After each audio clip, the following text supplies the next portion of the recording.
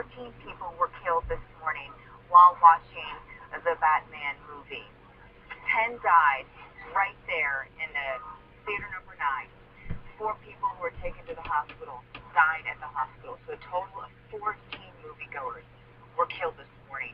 At least 50 others who were in that theater were injured.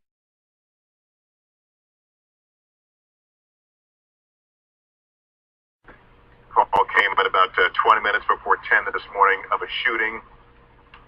It's believed there was one shooter, a male, who is now dead.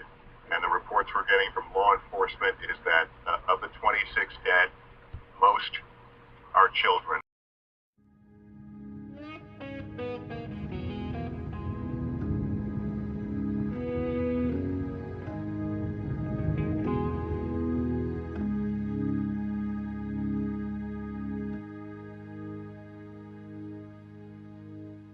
These mist-covered mountains are a home now for me.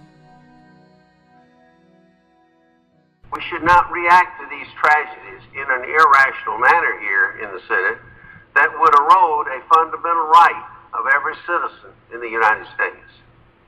Mr. President, the Second Amendment states, as you well know, unambiguously, and I quote, "The right to keep and bear arms shall not be infringed." But my home is the lowlands, and always will be. Someday you'll return to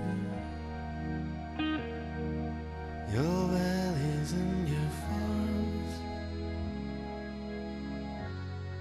and you'll no longer burn to be brother. And the unhappy truth, which none of the proponents of gun control want to admit, is gun control doesn't work.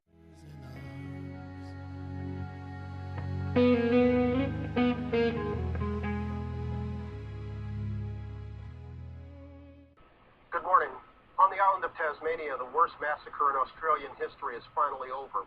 At least 34 people were killed and 4 others critically wounded when a 29-year-old gunman with a history of mental problems opened fire in a popular tourist area. The carnage came to an end only this morning after the gunman caught fire following a 12-hour standoff with police. He's alive and in custody today, Monday, April the 29th, 1996.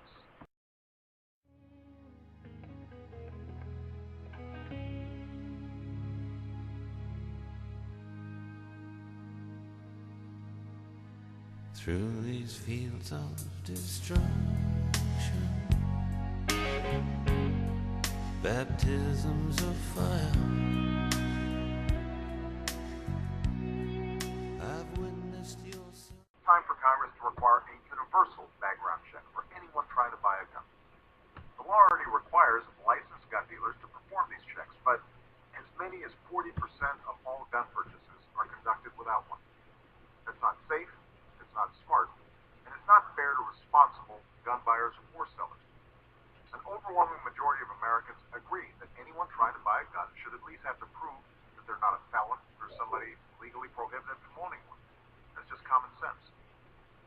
Second, Congress should restore a ban on military-style assault weapons and a 10-round limit for magazines. Many assault rifles, when combined with high-capacity magazines, have one purpose and one purpose only: to fire as many bullets as possible, as quickly as possible. These weapons have no place in our communities, and the majority of the American people agree with me. friend. As the battle reached high, and